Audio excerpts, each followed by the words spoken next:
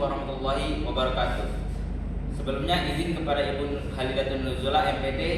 Di sini perkenalkan, nama saya Imris Fadil dari kelas Indralaya dari Fakultas Keguruan dan Ilmu Pendidikan dan Prodi Pendidikan Pancasila dan Kewarganegaraan dengan NIM 0605 1282530040. Baiklah, di sini saya akan mempresentasikan esai saya yang berjudul yaitu Transformasi Bahasa, Cara Komunikasi Baru di Kalangan Remaja Melalui Media Sosial. Baiklah, kita mengetahui bahwa bahasa bukan sekedar alat untuk berkomunikasi, melainkan juga sebagai identitas bangsa yang merupakan ciri khas suatu bangsa dan membedakan suatu bangsa dan bangsa lainnya. Seiring perkembangan zaman dan kemajuan teknologi yang membawa perubahan besar terhadap penggunaan bahasa, terutama di media sosial seperti TikTok, Instagram, WhatsApp, dan media lainnya. Remaja adalah kelompok yang terkena dampak dari perubahan bahasa. Terbukti bahwa remaja sekarang lebih sering menggunakan bahasa yang di media sosial karena mereka lebih mudah untuk diucapkan dan tidak mengenal adanya waktu untuk bermain media sosial, untuk berkomunikasi dengan orang-orang yang ada di media sosial. Dewi 2025 juga mengatakan bahwa bahasa sekarang banyaknya kreativitas bahasa seperti adanya bahasa campuran dan bahasa singkatan. Selain itu, ada juga namanya selang digital. Oleh karena itu sekarang perlu dipahami melalui kondisi faktual yang terjadi, analisis dampak apa yang ditimbulkan dari perubahan bahasa serta solusi yang dapat dilakukan dari masalah tersebut. Perubahan bahasa sangat mudah untuk ditemukan, terutama di kalangan remaja, karena remaja seringkali menggunakan bahasa yang tidak baku karena mereka terpacu dengan bahasa-bahasa yang ada di media sosial dan menjadikannya bahasa sehari-hari.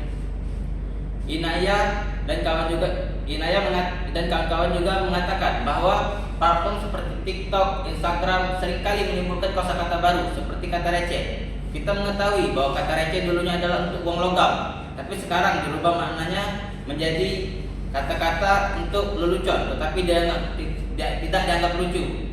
Terus bahasa ini laku terutama di kalangan Gen Z dan Gen Alpha. Selain dari kosakata baru, ada juga namanya bahasa campuran dan bahasa singkatan. Contoh dari bahasa singkatan adalah GPP, artinya gak apa-apa, DMN, dan dimana. Selain itu dari bahasa campuran adalah at least gua pernah makan bakso. Contoh dari itu. Dan selang digital.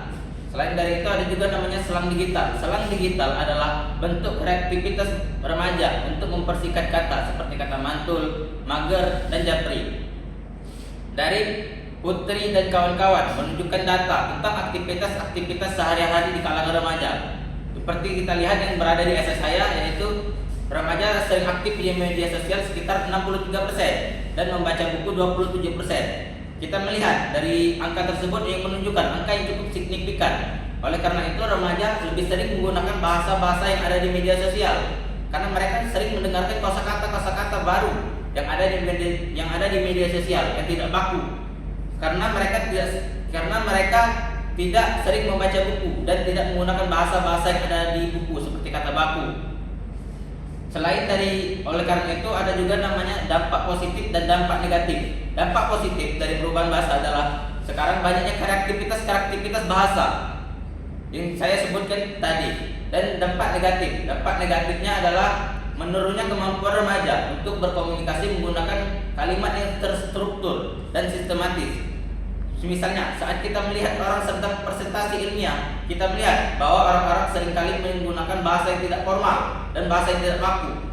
Tapi seharusnya kita harus menyesuaikan tempat di mana kita harus menggunakan bahasa yang baku dan tidak baku. Seperti saat sedang presentasi ilmiah, kita seharusnya menggunakan bahasa baku karena tempat itu adalah tempat untuk berkomunikasi dengan bahasa formal. Selain itu ada juga dampak negatifnya adalah kesenjangan komunikasi antar generasi sebelumnya.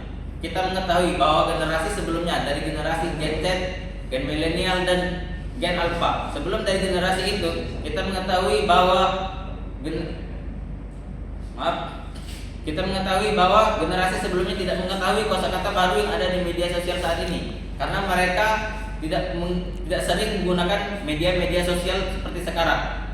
Oleh karena itu, kita sebagai remaja harus menyesuaikan tempat di mana kita harus menggunakan bahasa yang baku dan tidak baku.